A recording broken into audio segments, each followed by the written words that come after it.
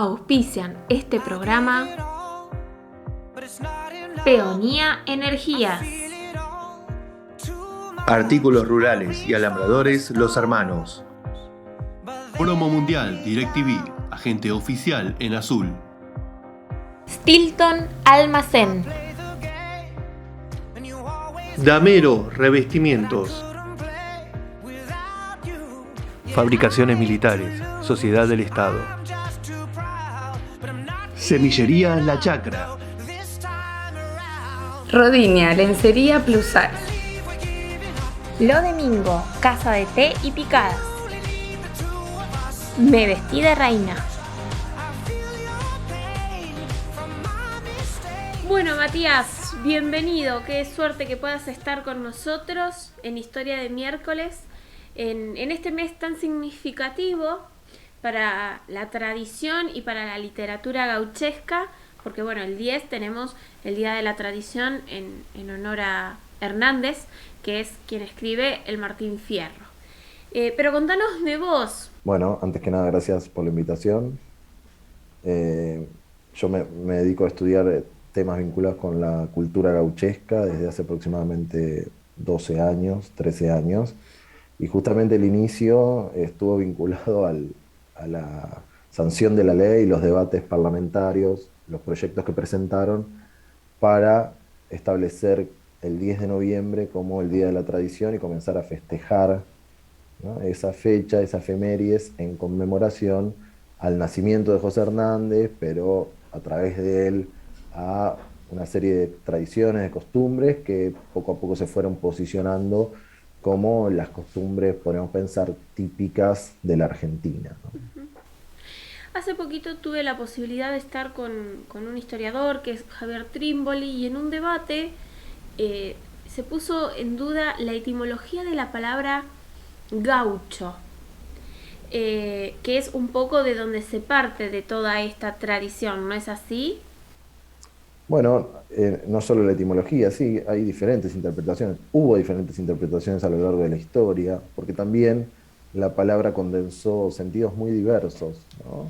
Dependiendo la foto que se tome y la región que se estudie, la palabra gaucho tenía diferentes connotaciones. O sea, hay un estudio de comienzo del siglo XX, es el historiador Emilio Coni, que se preocupó por registrar la circulación del vocablo, ¿no?, del término en diferentes provincias de la Argentina, demostrando que en muchas de esas provincias, aún en esa época, seguía teniendo una carga notoriamente peyorativa, ¿no? Entonces, claro, hay incluso hasta interpretaciones que llevaron a vincular la palabra gaucho con la palabra gauche, del francés, que significa izquierda, ¿no? Y en pos de construir una imagen más revolucionaria, más contestataria de ese campesino pampeano, lo vincularon a ese término, ¿no? Pero en general se suele aludir al gauderío, a los gauderíos como la derivación etimológica de la palabra, aunque no hay un consenso absoluto sobre el término, como tampoco lo hay un consenso, digamos, cristalizado sobre qué era el gaucho, o quiénes eran los gauchos, o, para ir un poco más, si existieron los gauchos. Hace ya mucho tiempo, un grupo de historiadores muy reconocidos de la Argentina, entre ellos Garavaglia, Hellman, Amaral, Mayo, debatieron luego se publicó como en un dossier del anuario del IES, de la Universidad Nacional del Centro, en Tandil, donde se preguntaban por la existencia, por el alcance de esa figura que nosotros rápidamente asociamos con el gaucho, ¿no?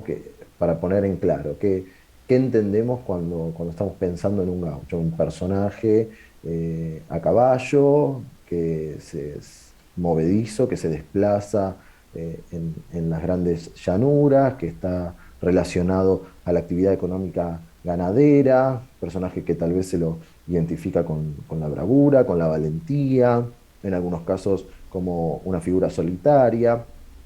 Bueno, los estudios entre otros historiadores, los que acabo de mencionar en algún punto, mostraron que hacia el siglo XIX ese tipo de personajes en el escenario rural, bonaerense y pampeano no eran la mayoría, ¿no? Sino que Ujú. lo que de algún modo se evidenciaba con mayor frecuencia en el ámbito rural eran las pequeñas unidades familiares y que tenían cierta conexión, alcanzaban en algunos casos interesantes niveles de sociabilidad. Entonces, tanto el término como la figura en sí misma han sido y siguen siendo objeto de debate, ¿no? Sí, y creo que lo más rico de estudiar todo esto son estos debates que se generan en torno a que no hay una única dirección en lo que consideramos que sería un gaucho o lo que habría sido un gaucho. Creo que ahí radica parte de su riqueza porque también nos abre diferentes aristas.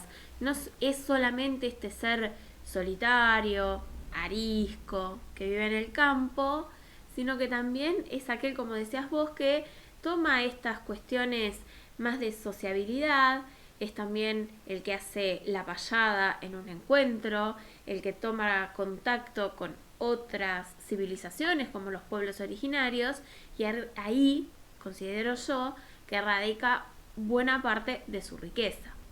Sí, absolutamente. Ahí está la riqueza que lo potencia, ¿no? Que hacen de esta figura, bueno, un símbolo con mucho vigor, con mucha fuerza y con mucho poder de convocatoria.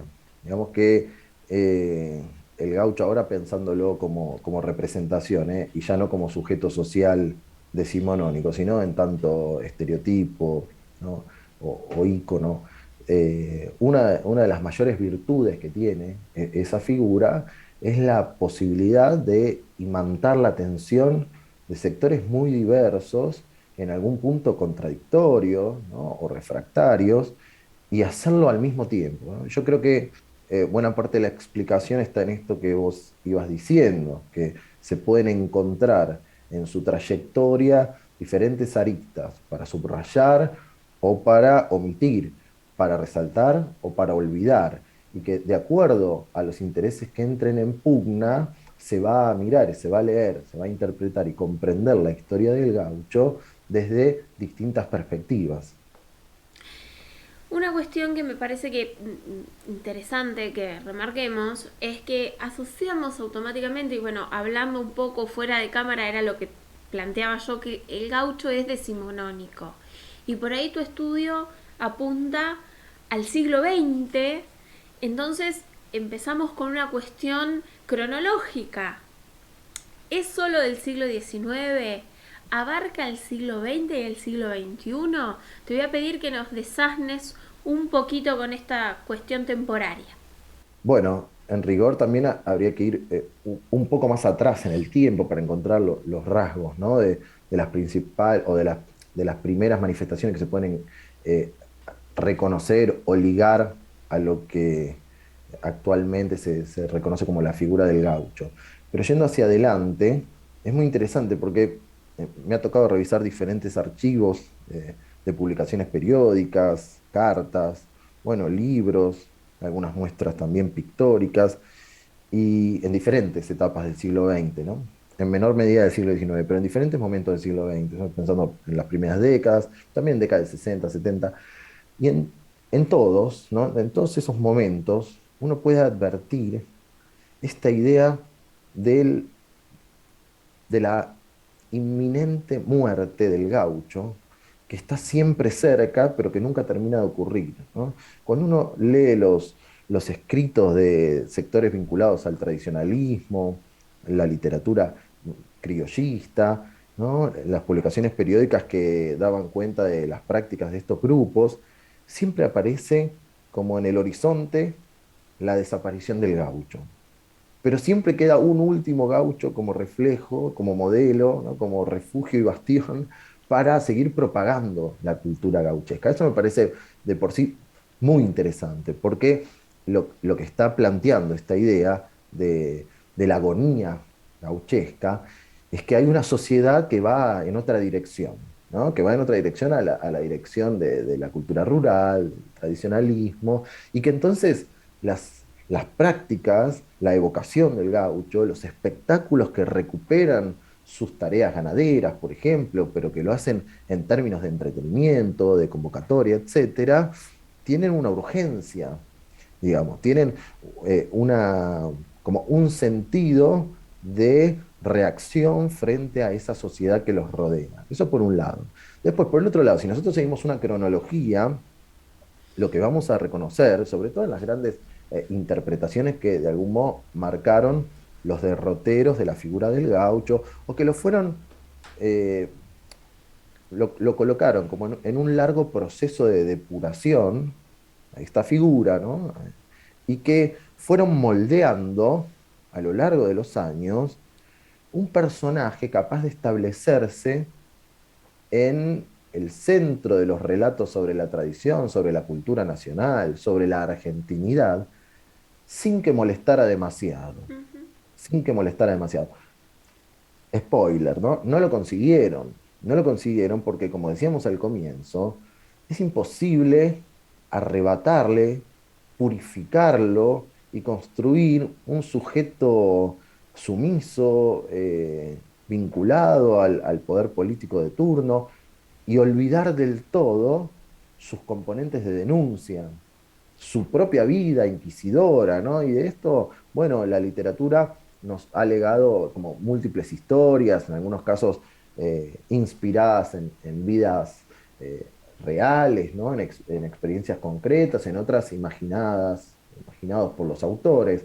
Pero a lo que voy es que cuando uno revisa la cronología en ese proceso de consagración del gaucho, o de canonización del gaucho como símbolo para la nación argentina, encuentra que, por ejemplo, en 1913, cuando Leopoldo Lugones pronunció sus clásicas conferencias en el Teatro Odeón e identificó al Martín Fierro como un poema épico, intentó relacionarlo con la tradición grecolatina, ¿no? Y lo promocionó al, a un lugar central en el canon de la literatura argentina, que por otra parte se estaba conformando, también a través de la participación, de la intervención protagónica de Ricardo Rojas, entre otros. Entonces, en ese mismo momento, Leopoldo Lugones se encargó de presentar el certificado de defunción del gaucho como sujeto social, ¿no? Como sujeto social. Digamos que su desaparición era una condición de posibilidad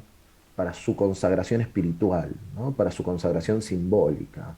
En otros términos, garantizó la muerte del gaucho como etapa superada, como un paso previo al estado de la civilización actuales, en esa Argentina del centenario, que festejaba el centenario de la Revolución de Mayo y de la Independencia, y a partir de allí lo pudo, ¿no?, posicionar en otros términos.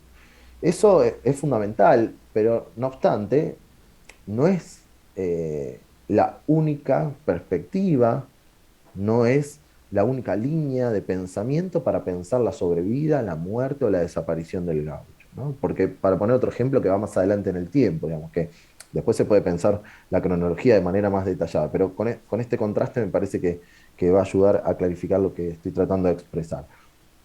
En 1913 Lugones certifica su defunción, entonces lo convierte en algo así como un sustrato espiritual, pero durante el peronismo clásico, me refiero a los dos primeros gobiernos de Juan Domingo Perón, ¿no?, que inicia en febrero de 1900, las elecciones de febrero de 1946, que asume la presidencia en junio, y el que termina con el golpe de Estado de septiembre del 55, en ese periodo, donde se promovió mucho el criollismo, donde se hizo mucha alusión a la figura del gaucho, emparentada con el movimiento político que gobernaba la Argentina en ese momento, que también se autoproclamaba como un movimiento genuinamente criollo. Entonces, durante esa etapa, se hizo mucho hincapié en la idea de que el gaucho estaba vivo, de que el gaucho no era un personaje anacrónico, que había quedado en los tiempos pretéritos del siglo XIX, sino que el gaucho estaba disfrutando de los beneficios de la nueva Argentina. Por ejemplo, el gaucho era beneficiario del Estatuto del Peón, que había sancionado Perón desde la Secretaría de Trabajo y Previsión en 1944. Entonces, se trató de resignificar esa muerte del gaucho para reconocerlo en esos campesinos contemporáneos. ¿Bien? Entonces ahí hubo como un cambio en el enfoque que se le daba a esta figura tan icónica para la Argentina. Matías, yo no sé si es posible hacerlo 100%, pero quizás sí podamos acercarnos a este concepto que entendemos por eh, tradición o cultura gauchesca. Entiendo por todo lo que venís hablando que no es una sola cosa, pero ¿qué entendemos o qué deberíamos empezar a pensar cuando hablamos de esta cultura del gaucho? Bueno, claro, bien decís, ¿no? En primer lugar, me parece que es válido señalar que es bastante amplia la cuestión, ¿no? Y que, vamos a poner un ejemplo, ¿no? Al consagrar al gaucho como una figura prototípica para la nación, necesariamente se necesita ligar esa experiencia con la experiencia de otras regiones de Argentina. Entonces, el gaucho pampeano ya tiene que ser un poco menos pampeano, ¿no? E identificarse quizá con los campesinos de la región del noroeste, con los campesinos de Cuyo, hasta incluso con los sectores rurales que habitan la Patagonia, cuyas costumbres no necesariamente estaban íntimamente ligadas al gaucho pampeano, porque por supuesto el clima era distinto, la alimentación era distinta, la vestimenta también. Ya ahí aparecen como algunos puntos de intersección que comienzan a ser reconocidos como elementos claves para pensar la cultura gauchesca en general, ¿no? En primer lugar, la cultura ecuestre, ¿no? El gaucho está asociado íntimamente al caballo y a partir de esta figura de jinete es que se lo suele emparentar con hombres de a caballo de diferentes regiones del país, ¿no? Ese es un primer punto. El segundo punto tiene que ver con la sociabilidad, ¿no? El gaucho es pensado con una guitarra en la mano, entonando cantos, payadas, como hacías alusión hace un rato, alrededor de un fogón, y eso marca cierta predisposición a la sociabilidad barra hospitalidad.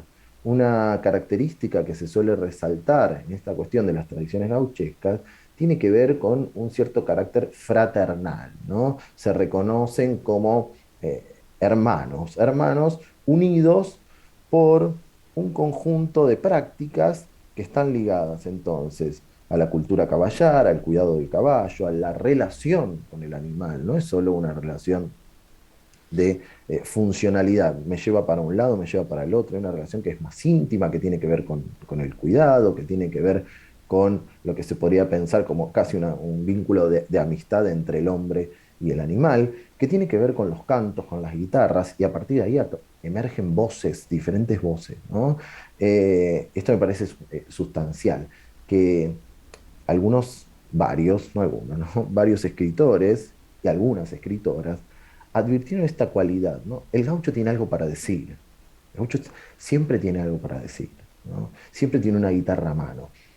Durante gran parte del siglo XIX, la literatura gauchesca lo que hizo fue tratar de interpretar qué era lo que tenía el gaucho para decir y decirlo por él, ¿no? Ujú. Famoso uso de la voz del gaucho. Y así dieron vida a los grandes personajes de la literatura gauchesca que siguen siendo muy, muy reconocidos incluso en el siglo XXI.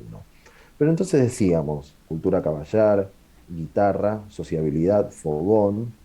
Otra cosa central en la cultura gauchesca tiene que ver con las faenas, tiene que ver con el trabajo en el campo.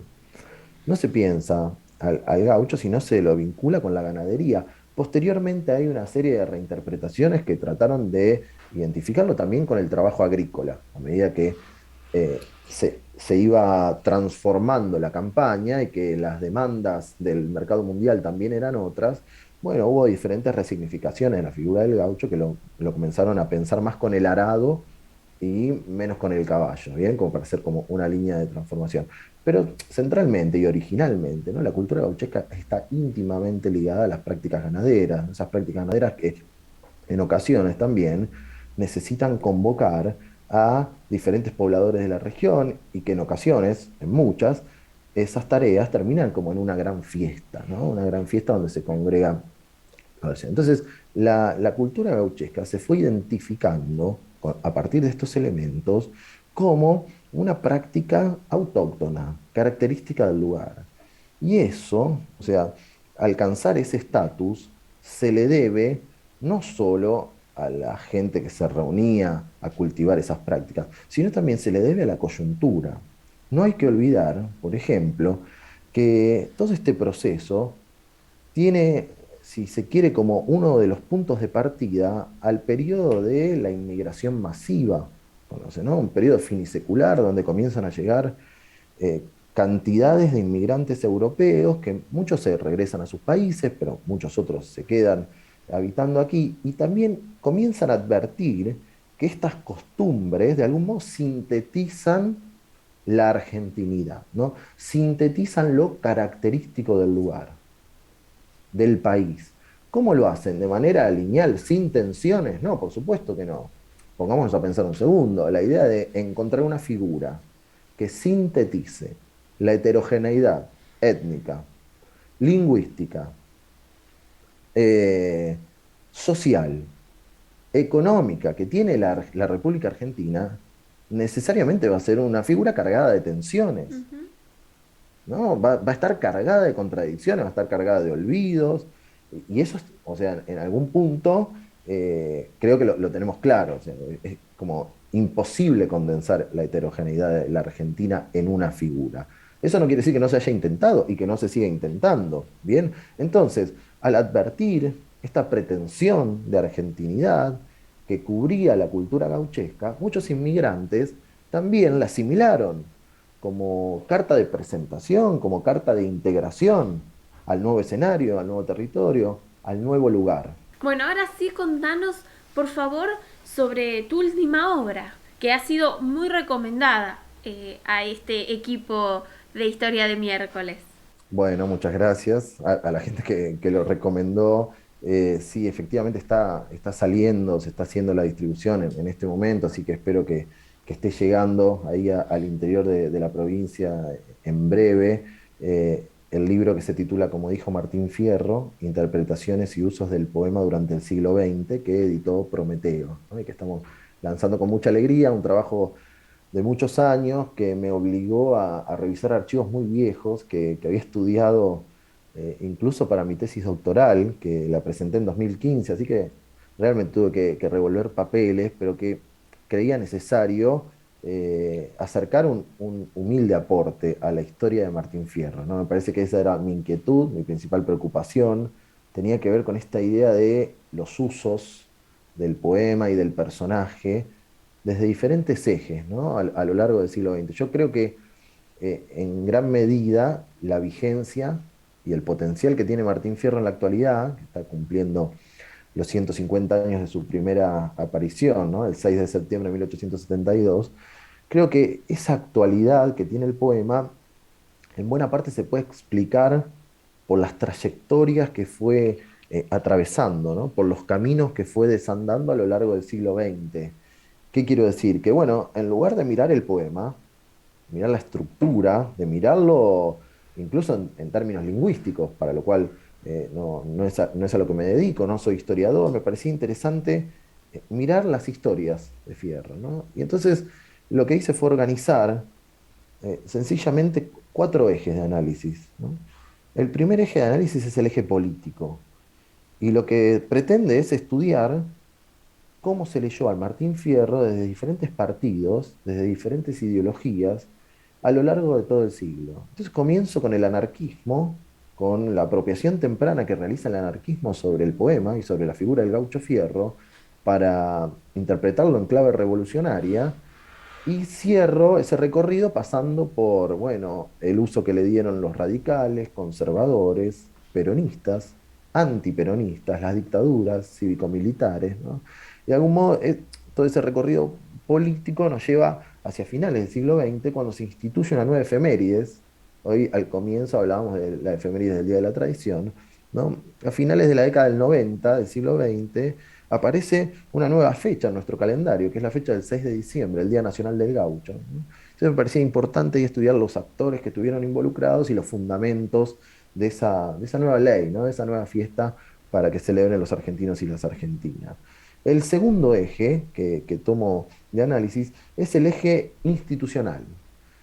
Y ahí trato de analizar, en algunos capítulos, cómo pensaron a Martín Fierro las instituciones que en buena parte estructuraron la vida de la sociedad argentina durante el siglo XX.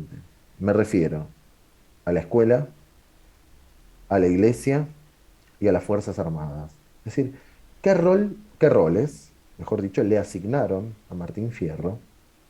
¿Cómo lo hicieron? ¿No? Ese es un punto transversal a todos los ejes, ¿no? Capaz que lo puedo decir ahora al final. Pero volviendo a esta cuestión, me doy cuenta que hay un uso intenso por parte, por ejemplo, de la Iglesia Católica, que se puede reconocer en diferentes etapas de esos 100 años, que termina quizá con Bergoglio abrazando a Martín Fierro en clave interpretativa para leer a la sociedad argentina. Lo hizo en la crisis 2001-2002, lo hizo y lo llevó a la Asamblea de la ONU, citando a Martín Fierro entre los principales líderes políticos mundiales, ¿no? El tercer eje es un eje transnacional. Ahí tiene una preocupación metodológica, que es pensar estos temas a veces solo en términos de la historia nacional o del Estado-Nación, nos limita un poco para comprender cómo llegaron más allá de, a qué fronteras lograron traspasar más allá del contorno del Estado argentino, ¿no? Entonces, el tercer capítulo estudia un uso muy particular de Martín Fierro. Martín Fierro en el contexto de la Guerra Fría, precisamente de la Guerra Fría cultural. Quiero decir, cómo se llevó y cómo se hizo circular al gaucho Fierro en las universidades, bibliotecas y museos de Estados Unidos, y cómo se lo presentó, se lo caracterizó y se lo logró amoldar a una figura netamente anticomunista, pro-panamericanista y símbolo occidental, ¿no? Así que ese tercer eje analiza centralmente ahí la circulación de Martín Fierro en Estados Unidos, contexto del mundo bipolar. Y el cuarto eje lo piensa Martín Fierro en otro tipo de asociaciones, va más allá de la política, va más allá de las instituciones y trata de explorarlo en lugares tal vez poco imaginados para el Martín Fierro. Por ejemplo, en las reuniones del Rotary Club. ¿Cómo llevaron a Martín Fierro a una reunión, a reuniones exclusivas con gente poderosa, de mucho dinero? ¿Qué tenía que ver Martín Fierro con eso? ¿Qué decía la historia del Martín Fierro sobre eso? ¿Qué decía la historia de Martín Fierro sobre los usos en publicidad y en el mundo del espectáculo? ¿Cómo es que de repente Martín Fierro se convierte en sinónimo de galardón, de premio para las estrellas de la radio y la televisión argentina, y se lo baña en oro al gaucho que no tenía nada de oro, ¿no? Solo le había quedado la tapera, ¿no? Esos usos que son realmente problemáticos, ¿no? Entonces lo que trato de abordar ahí, en esos 4 ejes, son las metodologías que usaron, los olvidos, las tergiversaciones, las manipulaciones del poema, las reescrituras, cómo lo complementaron, ¿no? Cuáles fueron los pasajes que permitieron explotar al poema y a su protagonista, bueno, en términos que realmente hubieran sido impensados, imaginados por José Hernández en 1872. Matías, esto la verdad es que en principio nos dan ganas de volver a agarrar el Martín Fierro y releerlo después de esta explicación que nos das, y obviamente de acceder a tu libro y poder pensar esta obra que, como vos decís, ha sido usada por las diferentes instituciones, los diferentes gobiernos o afiliaciones políticas, y darle una nueva mirada, ya quizás no tanto desde lo que dice en sus versos, sino a través de todos estos usos que son por demás interesantes y que nos dan una nueva significación de una obra ya clásica en nuestra literatura. Así que por el momento te agradecemos enormemente. Nos parece que esta entrevista con vos es la mejor forma que tenemos desde Historia de Miércoles para honrar a esta fecha del 10 de diciembre, y que no sea solamente un acto escolar o un pantallazo en la televisión, sino que sea una forma de repensar a un personaje, entre comillas, y repensarnos socialmente. Así Así que infinitamente agradecidos con vos. No, el agradecido soy yo, un placer y estoy a disposición. Muchas gracias. Y a todos nos vemos pronto. Espacio publicitario.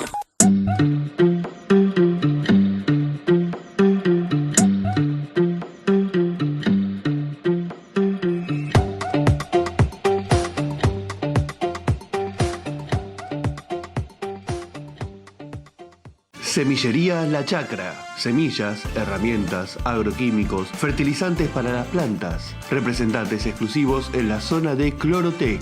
El mejor producto para mantener tu pileta limpia, con el agua sana, cristalina y en perfecto estado, con el producto más confiable Clorotec. Te esperamos en Avenida Mitre 678, Azul. Se viene la catarsis y solo la vas a vivir en DirecTV.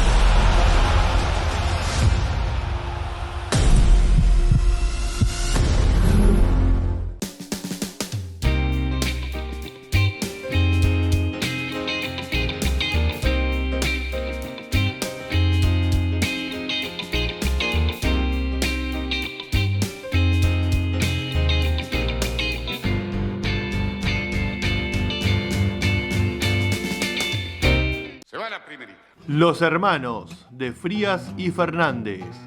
Ubicado en De los Fortines y Puan, tenemos todo para el campo y alambradores. Contamos con 8 cuadrillas de alambradores brindando un excelente servicio en toda la zona. Comunicate al 2281 65 72 60.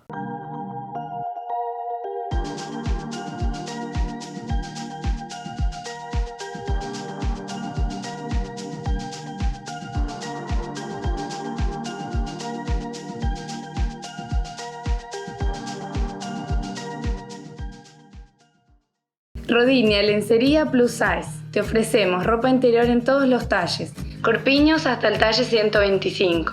Conocé todos nuestros modelos ingresando a nuestras redes. Trabajamos con las reconocidas marcas Areta, Natuel, Mora, Marcela Cauri, Rosicó y Peter Pan. Podés abonar con efectivo, con todas las tarjetas y cuenta DNI. Contactanos, así coordinamos una cita a domicilio para que puedas probarte lo que vos quieras. En Azul, envío sin cargo.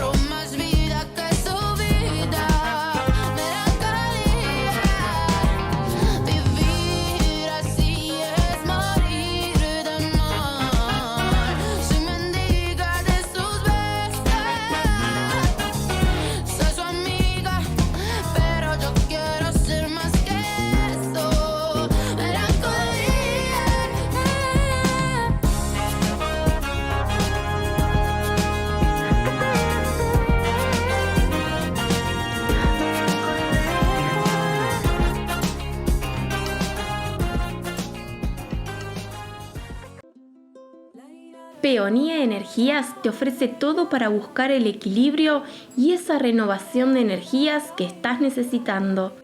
Saumerios, fuentes de agua, velas, piedras energéticas. Peonía te espera en Amado Diab 393, Azul. Stilton, en la esquina de Moreno y Perón. Venta y elaboración de panificados, pizzas, empanadas, viandas, ensaladas saludables, tablas de picadas y productos gourmet. Envíanos un WhatsApp al 2281 66 62 62 o encontranos en redes como Stilton Almacén. Fin. Espacio publicitario.